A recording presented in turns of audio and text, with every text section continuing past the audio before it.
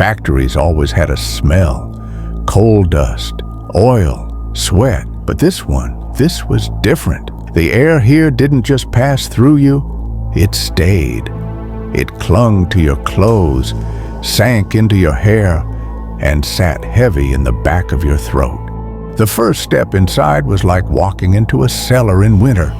Colder, wetter, and silent in a way that made your heartbeat sound louder.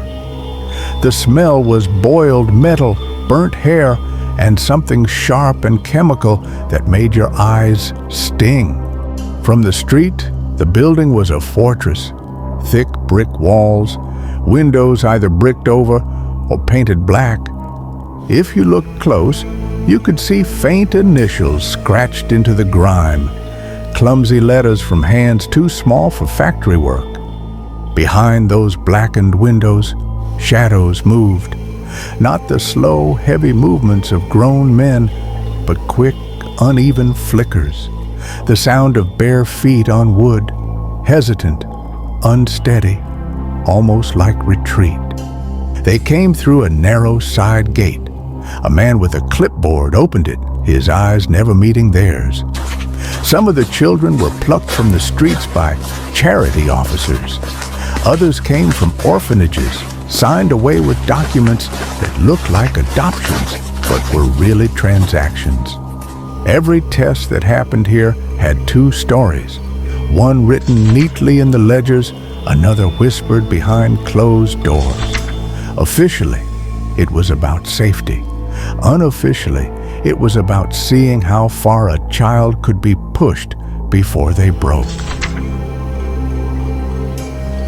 The first week was always called orientation. The word made it sound harmless, almost polite. In reality, it was silent observation, a way to measure what they had just purchased. Each child was brought to a cold room with scales, measuring rods, and a long table stained from years of use. Their height, weight, grip strength, and breathing rate were recorded with the detachment of someone cataloging objects, not people. They never spoke directly to the children. Commands were given like instructions to machinery: stand, hold, turn. Eye contact was rare, and when it happened, it was brief, like looking too long might humanize the subject. After measurements, the children were sent to a dormitory, a long room with metal-framed cots, no personal items, and a single bucket in the corner. The smell of carbolic acid from the adjacent room never faded. Each day, 2 names were read from a clipboard, and those children were led into the side room. The door shut. The smell of disinfectant thickened. Sometimes muffled crying seeped through the walls. Most returned pale and quiet. A few returned limping, and some simply never came back to the dormitory at all. After orientation, the children were assigned to efficiency trials. The word sounded technical, almost modern, but in truth, it was nothing more than endurance testing, with human bodies as the variables. They were stationed by machines too tall for them to work comfortably. Some stood on crates to reach the controls. Others were told to hold heavy tools far longer than any adult would be expected to. Before each trial, they dipped their hands into buckets of near-freezing brine. Overseers noted how long before their fingers stiffened or turned blue. Every slip, every tremor, every second of hesitation was written down on a clipboard. Failures were marked in red. The trials weren't about improving work conditions. They were about calculating the breaking point, down to the minute. In the eyes of the factory owners, a broken child wasn't a tragedy, it was data. The chemical room was off limits, officially, but everyone knew what happened inside. Its door was painted black, and the key was kept on a chain around the foreman's neck. When it opened, the smell was unmistakable. Solvents, acids, and something sharper. A scent that burned the back of your nose. The children brought here were fitted with heavy goggles and told to mix powders or handle liquids in unmarked jars. The jars were always warm to the touch. If they spilled a drop, the liquid hissed on contact with the floor. Sometimes it ate straight through the wood. The factory claimed they were testing cleaning agents, but the burns, the peeling skin, the coughing fits told another story. No one was allowed to speak of the chemical room, but the scars on the children's hands spoke for them. At night, the factory changed. The noise of the day, the clanking, the hissing, didn't stop. It just slowed, like a heartbeat at rest. But the air felt heavier. Night shifts were given to the smallest children, not because they could work faster, but because fewer inspectors came after dark. The dormitory emptied in silence. No one spoke as they walked the narrow hall to the machines, lantern light bouncing off the wet brick walls. Overseers sat in high wooden chairs, half asleep, watching from above like crows on a fence.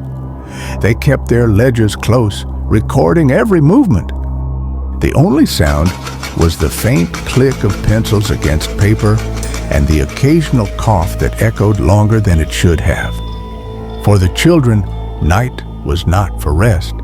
It was a time when mistakes were noticed more and punished harder. Mistakes weren't corrected here. They were punished. The line between discipline and cruelty didn't just blur, it vanished. The most common punishment was called holding. A child would be forced to grip a heavy tool or bucket for hours without lowering it. Another was the wall, standing with your nose pressed to the cold brick until your legs gave out. And then there were the quiet punishments, being sent back to the chemical room without gloves or made to work near open steam valves. Every punishment was written in the ledger in neat, precise script. Beside each entry was a number, minutes, hours, sometimes days. The punishments weren't about correcting mistakes. They were experiments in control. Not every child lasted long here. Some broke down, some got sick, but others simply vanished. Their names would disappear from the ledger overnight as if they'd never existed. No strike-throughs, no notes, just gone.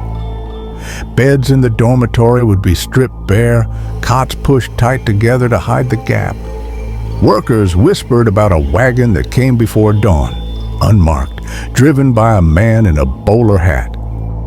It left by the side gate, always covered with canvas. Sometimes a small hand would twitch beneath the folds. No one asked questions. In a place like this, questions could make you vanish too. The factory closed decades ago. The walls have crumbled, the machines rusted, and the ledgers are locked away in archives. But the data collected in those rooms didn't die with the building. It was folded into industrial safety standards, medical research, and efficiency models still used today. The children's names are gone, but their suffering is everywhere. In the gloves you wear, the temperature limits on machines, the height of guardrails. History likes to paint progress as a clean line forward, but here, progress was built with blood, burns, and broken bones. The last surviving overseer died without ever facing a courtroom. His personal ledger was found in his attic, filled with names, times and notes about endurance. The ink has faded, the paper is brittle, but the cruelty, that's still fresh.